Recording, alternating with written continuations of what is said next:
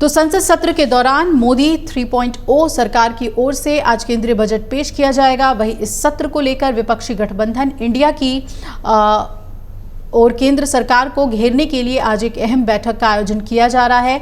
जानकारी मिल रही है कि कांग्रेस के राष्ट्रीय अध्यक्ष मल्लिकार्जुन खड़गे के आवास पर यह बैठक होगी।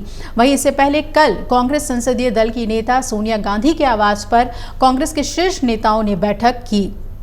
सूत्रों के मुताबिक इस बैठक में मॉनसून सत्र के लिए कांग्रेस नेताओं ने अपनी रणनीति पर चर्चा की और नीट, यूजी पेपर लीक मामले, अग्निवीर योजना और मणिपुर हिंसा से संबंधित मुद्दों को रोजगार के मुद्दों को जोरदार तरीके से उठाने का फैसला किया है। और इस बैठक में कांग्रेस अध्यक्ष मल्लिकार्जुन खड़गे, लोकसभा में विपक्ष के नेता राहुल गांधी, राज्यसभा में उपनेता प्रमोद तिवारी, लोकसभा में उपनेता गौरव गोगोई, राज्यसभा में मुख्य सचेतक जयराम रमेश समेत अन्य नेता सोनिया गांधी के 10 जनपद मौजूद आवास पर पार्टी की संसदीय रणनीति समूह की बैठक में शामिल हुए थे।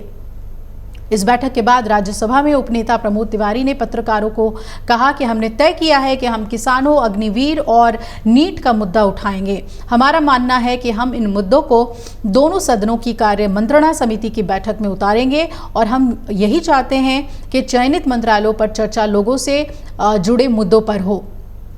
उन्होंने कहा कि हम मंगलवार को इंडिया ब्लॉक की बैठक भी करेंगे और साझा मुद्दों पर फैसला करेंगे। सूत्रों ने बताया है कि कांग्रेस ने जम्मू और मणिपुर में आंतरिक सुरक्षा की स्थिति का मुद्दा भी उठाने का संकल्प लिया है और चीन के साथ सीमा पर चुनौतियों और बाढ़ और प्राकृतिक आपदाओं, वनों की कटाई और प्रदूषण संबंधी चिंताओं जैसे मुद्दों के भी उठाए जाने की उम्मीद है।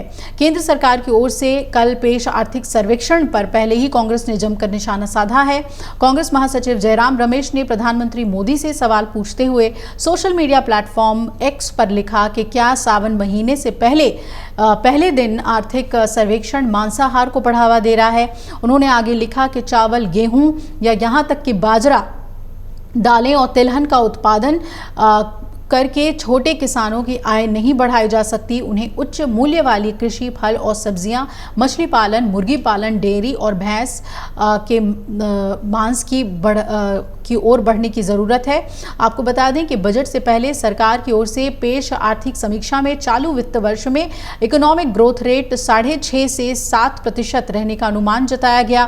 साथ ही इसमें अर्थव्यवस्था में अधिक नौकरियां सृजित करने की ज़रूरत के साथ निर्यात को बढ़ावा देने के लिए चीन से अधिक प्रत्यक्ष विदेशी निवेश यानी FDI का समर्थन किया गया है।